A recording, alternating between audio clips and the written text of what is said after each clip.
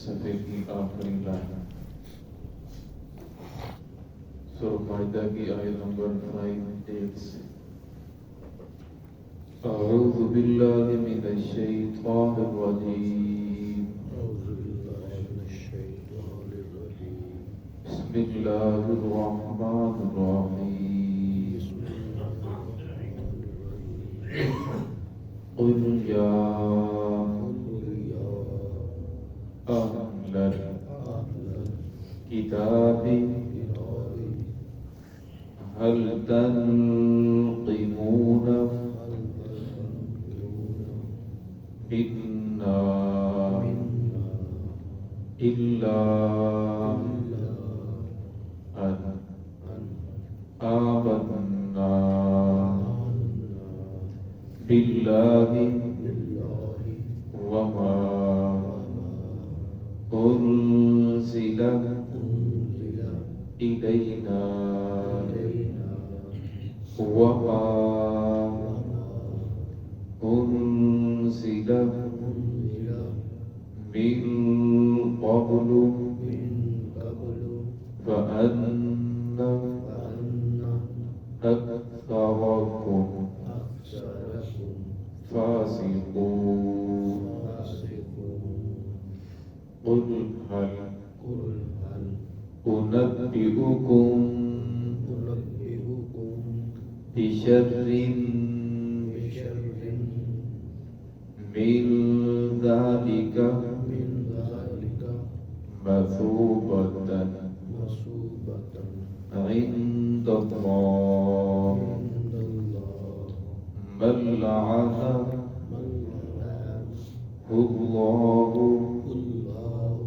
व ग़ज़िब अलैहि व जअल मिनहुमुल क़िरदत वल ख़नाज़ीर व अबदत ताग़ूत उलाइका शर्रुन मकानन व अज़ल्लु अन सवाइस सबील बिस्मिल्लाहिर्रहमानिर्रहीम क़ुल या अहलल किताबि हल तनक़िमूना मिन्ना इल्ला अन आमन्ना बिल्लाहि वमा उन्ज़िला इलैना वमा उन्ज़िला मिन क़ब्लु वअन्न अक्सरकुम फ़ासिक़ून क़ुल हल उनब्बिउकुम बिशर्रिन मिन ज़ालिका मसूबतन इंदल्लाह मन लअनहुल्लाहु व ग़ज़िब अलैहि व जअल मिनहुमुल क़िरदत वल ख़नाज़ीर व अबदत ताग़ूत उलाइका शर्रुन मकानन व अज़ल्लु अन सवाइस सबील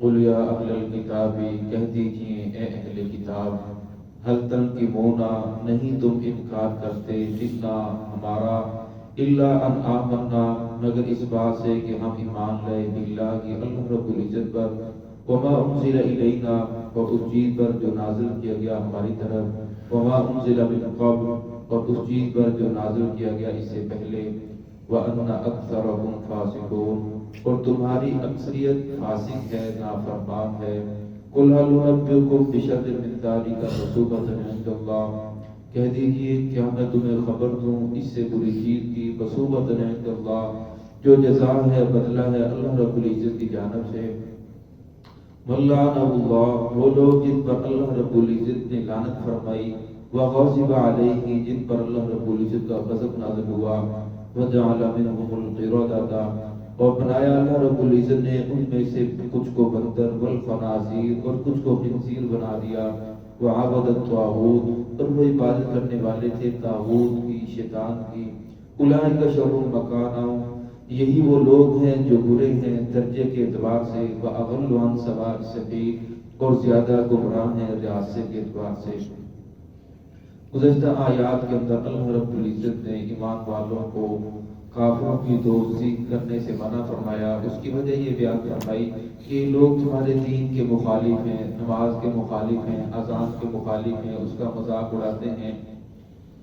جب اذان دی جاتی تو وہ لوگ جس طرح مؤذن کانوں کے اندر انگلیاں ڈالتا وہ بھی انگلیاں ڈالتے، مؤذن دائیں بائیں سے پھر حی علی الصلاۃ حی علی الفلاح کہتا تو دائیں طرف چہرہ پھیرتا، بائیں طرف چہرہ پھیرتا، وہ بھی اس طرح کرتے تو مذاق اڑاتے۔ کبھی کہتے یہ کیسی اونٹ جیسی آواز ہے، یہ آواز کہاں سے لے لی؟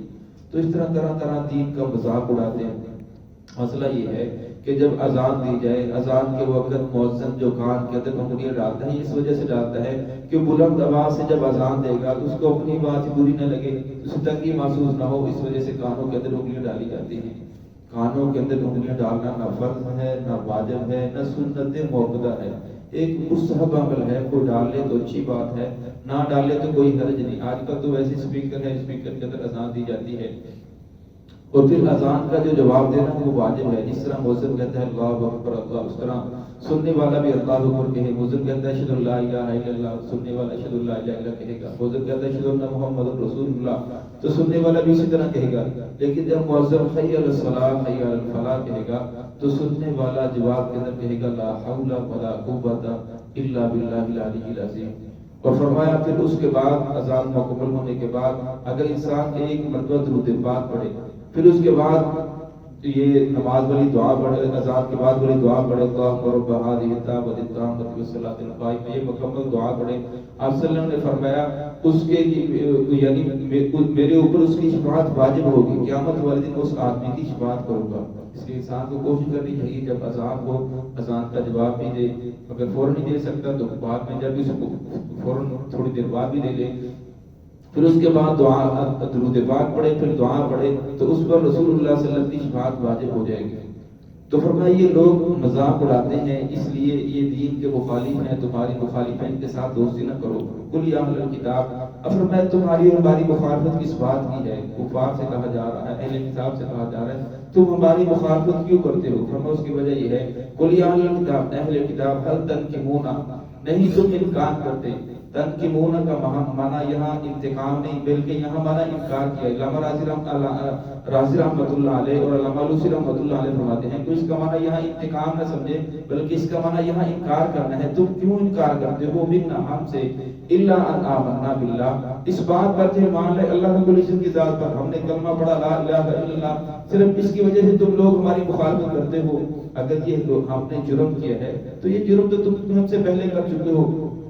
جتنے بھی انبیاء کرام دنیا کے اندر تشریف لائے تمام کے تمام انبیاء کی دعوت صرف ایک تھی، لا الہ الا اللہ۔ آگے پھر نبیوں کے ناموں کے ساتھ کلمے کا دوسرا حصہ بدلتا رہا۔ فرمایا یہ تو تم بھی کرتے ہو، اللہ کی ذات پر تو تم بھی ایمان لے کر آئے ہو، لہذا اس وجہ سے تم ہماری مخالفت کرتے ہو۔ وما انزل الینا، اور اس چیز پر جو نازل کیا گیا ہماری طرف، یعنی قرآن پاک ہماری طرف نازل کیا گیا، ہم اس پر ایمان لے کر اس وجہ سے تم ہماری مخالفت کرتے ہو۔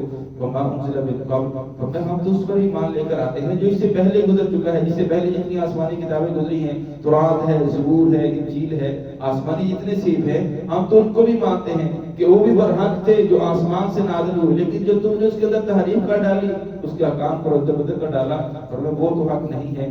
وَأَنَّ أَكْثَرَكُمْ فَاسِقُونَ، فرمایا تمہاری اکثریت نافرمان ہے، فاسق ہے۔ یہودیوں نے اتنی مخالفت کی، عیسیٰ علیہ السلام کے اوپر بہتان لگا دیا، ان کی والدہ کو زانیہ کہا، اور عیسائیوں نے اتنی مخالفت کی، وہ ان کے دین کو برا بھلا کہنا شروع کر دیا۔ جب ہماری عدالت کے اندر یہ قانون پاس ہوا کہ توہین رسالت جو آپ صلی اللہ علیہ وسلم کی توہین کرے گا، گستاخ رسول کو پھانسی دی جائے گی، اس کی سزا موت ہے، تو امریکہ آج تک اسی بات پر مصر ہے کہ یہ قانون ختم کیا جائے۔ اب رسالت کے اندر صرف محمد رسول اللہ نہیں بلکہ جتنے بھی انبیاء کرام دنیا کے اندر تشریف لائے وہ سارے کے سارے رسالت کے اندر داخل ہیں۔ کسی نبی کی اگر گستاخی کی جائے تو اس کی سزائے موت ہے، لیکن وہ کہتے ہیں کہ نہیں بلکہ اس قانون کو ختم کیا جائے۔ فرمایا ہم تو کسی نبی کی گستاخی نہیں کرتے، سب کو مانتے ہیں، تو یہ لوگ انبیاء کی گستاخی بھی کرتے ہیں۔ اللہ رب العزت فرمایا قل هل انبئکم، ان سے کہہ دیجئے کیا میں تمہیں خبر دوں بشر من ذالک، اس سے بھی بری چیز کی، مثوبۃ عند اللہ، جو بدلہ ہے اللہ رب العزت کی جانب سے، جو تمہیں جزا ملی ہے، سزا ملی ہے اللہ رب العزت کی جانب سے۔ ملعن اللہ، وہ لوگ جن پر اللہ رب العزت نے لعنت فرمائی، وغضب علیہ، جن پر اللہ رب العزت کا غضب نازل ہوا۔ نماز اندر پڑھتے ہیں غیر المغضوب علیہ، کہ جن پر اللہ رب العزت کا غضب نازل ہوا، یہودی ہیں جن پر اللہ رب العزت کا غضب نازل ہوا، عیسائی ہیں۔ وجعل منهم القردة والخنازیر، اور بنایا ان کو اللہ رب العزت نے بندر اور خنزیر۔ یہ واقعہ یہ ہے حضرت داؤد علیہ السلام کے زمانے کے اندر بحر کلزم کے قریب ایک علاقہ ہے، شہر ہے جسے ایلوا کے نام سے، آج کل ایلات کے نام سے مشہور ہے۔ اس کے اندر جو لوگ رہتے تھے ان کا جو کاروبار تھا، کاروبار تھی، وہ ساری مچھلی کے اوپر تھی، مچھلی کا شکار کرتے تھے۔ تو اللہ رب العزت نے انہیں حکم دیا کہ آپ نے ہفتے والے دن صرف عبادت کرنی ہے، 24 گھنٹے عبادت کرنی ہے، آپ نے شکار نہیں کرنا۔ تو پھر اللہ رب العزت کی آزمائش بھی تھی، آگے پیچھے مچھلی نہیں آتی، ہفتے والے دن بہت زیادہ مچھلی آتی اور اوپر تیرتی ہوئی نظر آتی، ہر طرف مچھلی مچھلی نظر آتی۔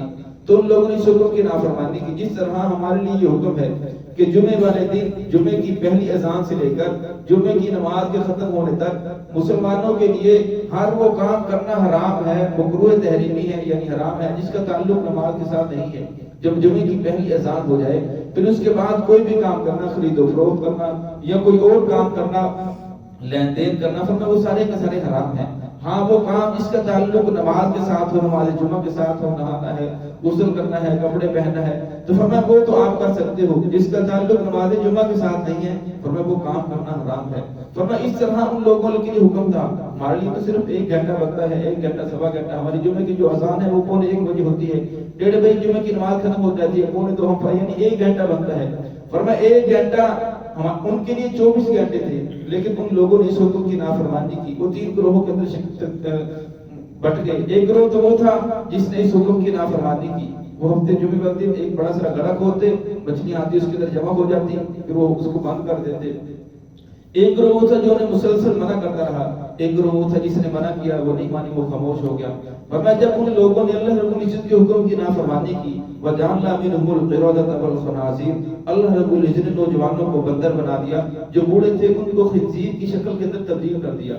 پھر وہ آپس میں ایک دوسرے کو دیکھتے تھے لیکن روتے تھے، اور فرمایا 3 دن تک وہ زندہ رہے، پھر اس کے بعد وہ سارے کے سارے لوگ ہلاک ہو گئے۔ وہاں فرمایا وہ لوگ شیطان کی عبادت کرتے تھے، جادوگروں کے پاس جاتے تھے، بتوں کی پوجا کرنے والے تھے اللہ رب العزت کے ذات کو چھوڑ کر۔ اولئک شر مکانا واضل عن سواء السبیل، فرمایا یہی لوگ ہیں جو برے ہیں درجے کے اعتبار سے اور زیادہ گمراہ ہیں راستے کے اعتبار سے۔ فرمایا اصل کے اندر یہ ایمان والوں کو برا سمجھتے ہیں، اصل کے اندر یہ خود گمراہ ہیں، خود گمراہی والے راستے کے اوپر چل رہے ہیں۔ قرآن پاک جو واقعات کو بیان کرتا ہے، قوموں کے قصے سناتا ہے، اس کا یہ ہرگز مطلب نہیں کہ یہ قصہ کہانیاں کی کتاب ہے، بلکہ قرآن پاک جو بھی بات سناتا ہے اس کے پیچھے مقصد یہ ہوتا ہے کہ فلاں قوم کے اوپر اس وجہ سے عذاب آیا، اگر تم لوگ اس بات کے اندر ملوث ہو جاؤ گے تو تمہارے اوپر بھی اللہ رب العزت کا عذاب آ سکتا ہے، تمہارے اوپر بھی پکڑ آ سکتی ہے۔ ان کے لیے 24 گھنٹے تھے، ہمارے لیے 1 گھنٹہ ہے، 1 گھنٹہ سوا گھنٹہ۔ ہماری جمعے کی اذان اس وجہ سے لیٹ دی جاتی ہے تاکہ لوگ زیادہ سے زیادہ گناہگار نہ ہو، بچ جائیں۔ فرمایا جب جمعے کی پہلی اذان ہو جائے تو انسان کو ہر کام چھوڑ دینا چاہیے جس کا تعلق اور ضروریات کے ساتھ ہے، ہاں جس کا تعلق نماز کے ساتھ ہے، فرمایا وہ کام ہم کر سکتے ہیں۔ تو فرمایا کہ اللہ رب العزت لوگوں کو بار بار متنبہ کرتے ہیں کہ اگر تم لوگ ایسا کرو گے تو تمہارے اوپر بھی اللہ رب العزت کی پکڑ آ جائے گی۔ تو ہے کہ اللہ رب العزت ہم سب کو صراط مستقیم پہ چلنے کی